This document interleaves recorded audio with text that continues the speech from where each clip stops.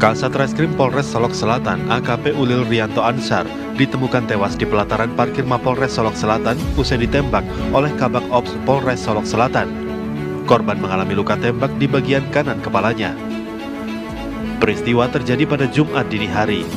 Awalnya Satreskrim Polres Solok Selatan menangkap pelaku tambang ilegal. Aparat yang bertugas dalam ruang reskrim Polres Solok Selatan mendengar suara tembakan dari luar. Ketika itu sedang dilakukan pemeriksaan pelaku tambang ilegal. Saat petugas menghampiri parkiran Polres Solok Selatan, terlihat Kasat Reskrim Polres Solok Selatan terkapar terkena tembakan. Di halaman Mapolres juga terlihat mobil dinas Kabak Ops Polres Solok Selatan bergerak meninggalkan lokasi kejadian. Jenazah Kasat Reskrim Polres Solok Selatan dibawa ke RS Bayangkara Polda Sumatera Barat.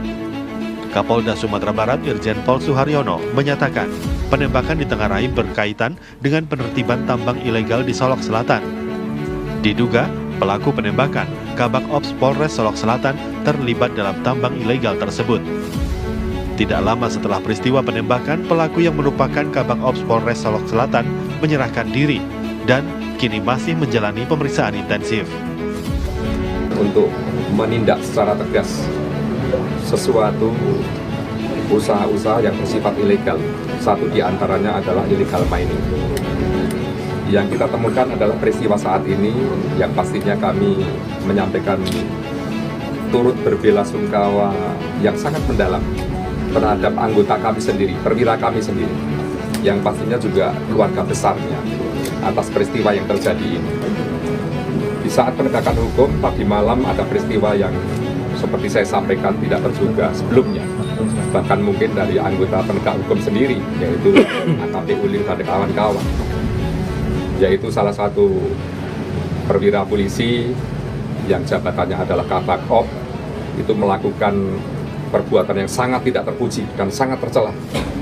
Memang untuk awal ini sebenarnya kami belum merilis, kecuali menyampaikan duka karena kita sedang prosesi untuk pengantaran jenazah ke Makassar. Sehingga pada awal ini pastinya juga kami sampaikan juga, mengingat media pastinya juga masyarakat membutuhkan informasi yang akurat terkait dengan hal ini. Yang dilakukan oleh oknum ini adalah melakukan tembakan. Diduga melakukan tembakan. Diduga kuat melakukan tembakan dari jarak dekat terhadap korban, yang akhirnya korban meninggal dunia. Akhirnya di dalam waktu kurun tidak terlalu lama, oknum tersangka ini juga menyerahkan diri ke Polda dengan upaya-upaya tertentu, dan sampai saat ini sedang secara intensif sedang kita dalami apa yang menjadi motifnya. Kita belum bisa melaporkan, menginformasikan secara utuh. Kapolda Sumatera Barat menyatakan akan memberi sanksi tegas berupa pemecatan terhadap pelaku yang juga merupakan oknum perwira polisi. Sementara itu, Kabareskrim Polri Komjen Pol Wahyu Widada menyatakan tim dari Bareskrim Polri sudah diberangkatkan ke Polda Sumatera Barat.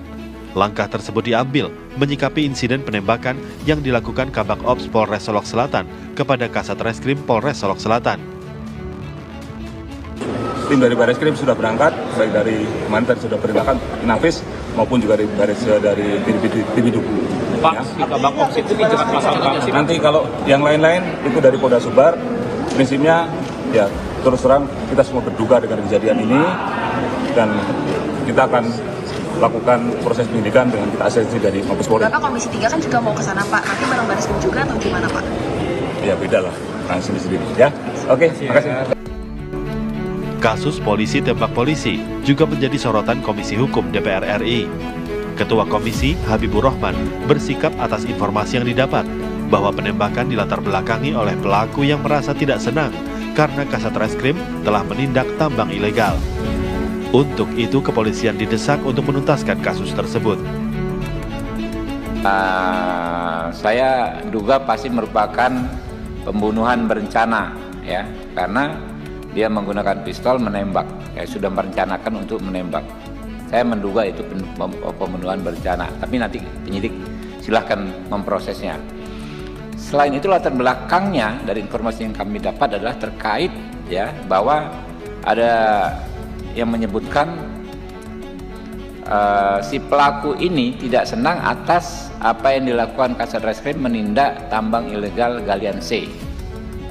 Nah, jadi dipertanyakan apakah pelaku ini membackingi tambang ilegal sehingga ketika tambang ilegal tersebut ditindak orang ini marah ya.